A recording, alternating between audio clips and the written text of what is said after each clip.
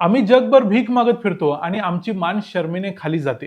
मी आणि आमचे field marshal Asim Munir दोघे जण आमच्या अनेक मित्रांच्याकडे जातो आणि त्यांच्याकडून लोन मागतो आणि आमच्या आत्मसन्मानाच्या अक्षरशः चिंधड्या उडतात. हे आपण कुणी म्हणत नाहीये, हे म्हणतायत पाकिस्तानचे प्राईम मिनिस्टर शहबाज शरीफ. पाकिस्तानच्या प्राईम मिनिस्टरना हे मान्य करावं लागणं हे दुर्दैवी आहे.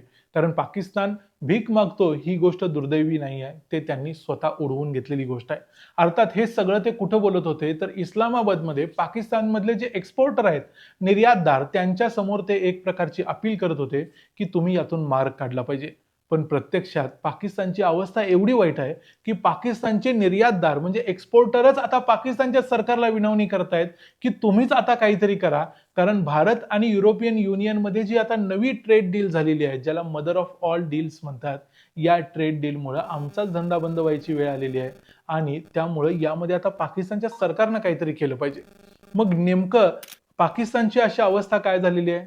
पाकिस्तानचे सगळे एक्सपोर्टर आता पॅनिक मोडमध्ये का आहेत? पाकिस्तानचं सरकार एवढं पॅनिक मोडमध्ये का आहे? या सगळ्या गोष्टींचा उलगडा करूया आजच्या या व्हिडिओमध्ये. मी आहे रणजित यादव आणि तुम्ही पाहताय द मराठी बाणा. यावर्षी 27 जानेवारीला भारत आणि युरोपियन युनियनमध्ये 27 देश आहेत, हे लक्षात ठेवा. या 27 देशांच्या बरोबर भारताची एक ट्रेड डील झाली. ही खरं तर फ्री ट्रेड ॲग्रीमेंट आहे, पण याला त्याच युरोपियन कमिशनच्या चेअरमननी याला मदर ऑफ ऑल डील्स असं म्हटलंय. कारण भारत एक मोठी बाजारपेठ आहे, त्याचबरोबर युरोपियन युनियन एक मोठी बाजारपेठ आहे. या दोन मोठ्या बाजारपेठा एकत्र येत आहेत, म्हणून याला मदर ऑफ ऑल डील्स म्हटलंय. या डीलमध्ये काय असणार आहे, तर या डीलमध्ये मोठ्या प्रमाणावर भारतातून युरोपमध्ये एक्सपोर्ट केल्या जाणाऱ्या ज्या वस्तू आहेत त्यांच्यावरती जी इम्पोर्ट ड्युटी आहे ती कमी केली जाणार आहे. त्याचबरोबर युरोपियन युनियनमधून त्या 27 देशांच्या मधून भारतात ज्या काही वस्तू येतात त्यांच्यावरची इम्पोर्ट ड्युटी कमी केली जाणार आहे. त्यामुळे युरोपियन युनियनमधून भारतात येणारी जवळजवळ 97% प्रॉडक्ट्स ही 0% इम्पोर्ट ड्युटी देऊन भारतात एंट्री करू शकतील. भारतामधून युरोपमध्ये जाणारे 99% प्रोडक्ट्स हे 0% टॅरिफ देऊन युरोपमध्ये प्रवेश करू शकतील. त्यामुळे भारतातल्या प्रॉडक्ट्सना तिथं एंट्री करणं आता सोपं झालं. तर याचा परिणाम असा होणार आहे की भारतामध्ये कार्स, मशिनरी या गोष्टी स्वस्त होणार आहेत, ज्या युरोपियन युनियनमधून भारतात येतात. तसं भारतातनं काही वस्तू स्वस्त होणार आहेत ज्या युरोपमध्ये जातात, जसं की टेक्स्टाईल, लेदर, इलेक्ट्रॉनिक्स या वस्तू स्वस्त होणार आहेत. आता याचा पाकिस्तानवर परिणाम काय होणार आहे, तर पाकिस्तानला जे युरोपियन युनियनची बाजारपेठ मिळायची, युरोपियन युनियनमध्ये जे एक्सपोर्ट पाकिस्तान करू शकायचा, बांगलादेश करू शकायचा, त्यांना आता भारताच्या मालाबरोबर टक्कर द्यावी लागेल, म्हणजे कॉम्पीट करावं लागेल. त्याचं महत्त्वाचं कारण म्हणजे काय, पाकिस्तान हे युरोपियन युनियनला जवळजवळ $9 बिलियन एक्सपोर्ट करतो, साधारणतः 8 लाख कोटी रुपयांची. आणि बांगलादेश युरोपियन युनियनला साधारणतः $35 बिलियन एक्सपोर्ट करतो, म्हणजे भारतीय रुपयात म्हणायचं तर 30 लाख कोटी रुपयांची. म्हणजे यांची एक्सपोर्ट ही मोस्टली टेक्स्टाईल मार्केटमध्ये होते.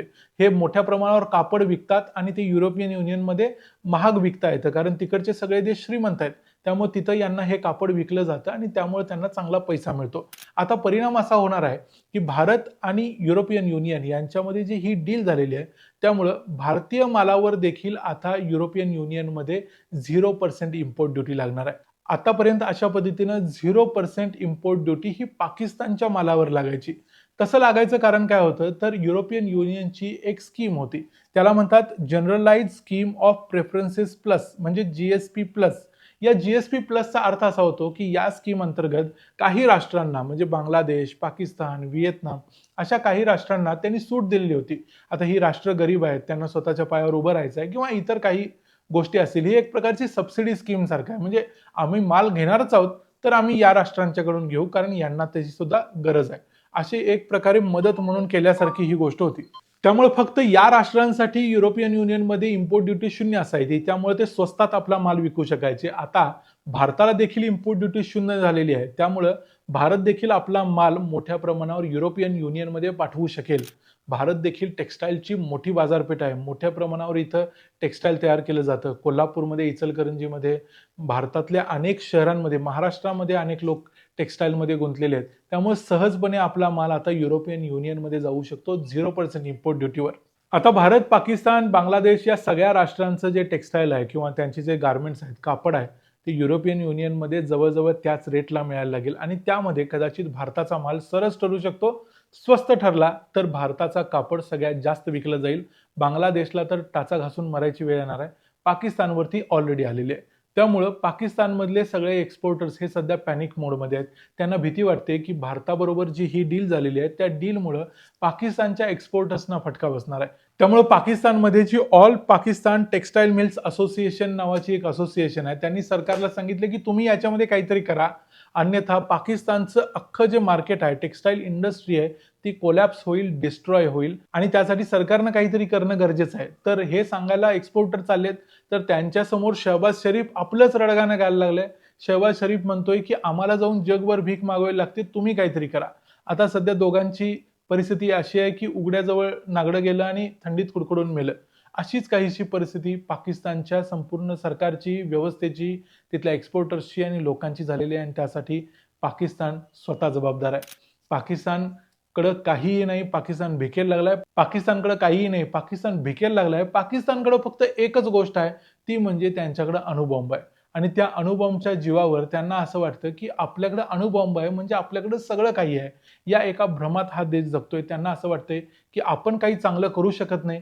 जर आपण कधी मरू असं जर आपल्याला वाटलं तर भारतावर अणुबॉम्ब टाकू आणि आपण मरू, असं त्यांचे नेते उघडपणे म्हणतात. म्हणजे त्यांना माहिती आहे की आपण कुठल्याही चांगल्या फील्डमध्ये भारताबरोबर कम्पीट करू शकत नाही, स्पर्धा करू शकत नाही.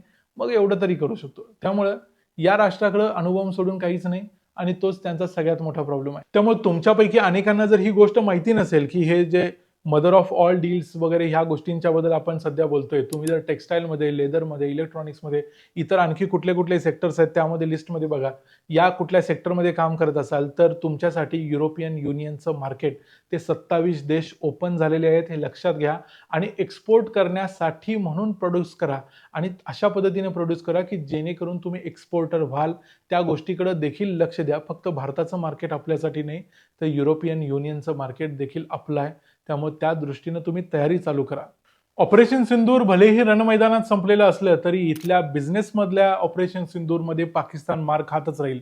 त्यामुळे तुम्ही तुमच्या समोर जे मार्केट आहे त्याचा ॲडव्हान्टेज घ्या, त्याचा उपयोग करा. ही माहिती फक्त ऐकण्यासाठी नसून त्याचा उपयोग जर तुमच्या आयुष्यात करता आला तर त्या माहितीचा जास्त उपयोग होईल. त्यामुळे तुम्ही जर एक्सपोर्टर असाल आणि तुम्हाला या माहितीचा उपयोग होत असेल तर आम्हाला कमेंट करून जरूर सांगा. व्हिडिओ आवडला असेल तर व्हिडिओला लाईक करा, चॅनलला सबस्क्राईब करा. पुन्हा भेटू पुढच्या व्हिडिओमध्ये. तोपर्यंत पाहत राहा द मराठी बाणा. जय हिंद, जय महाराष्ट्र.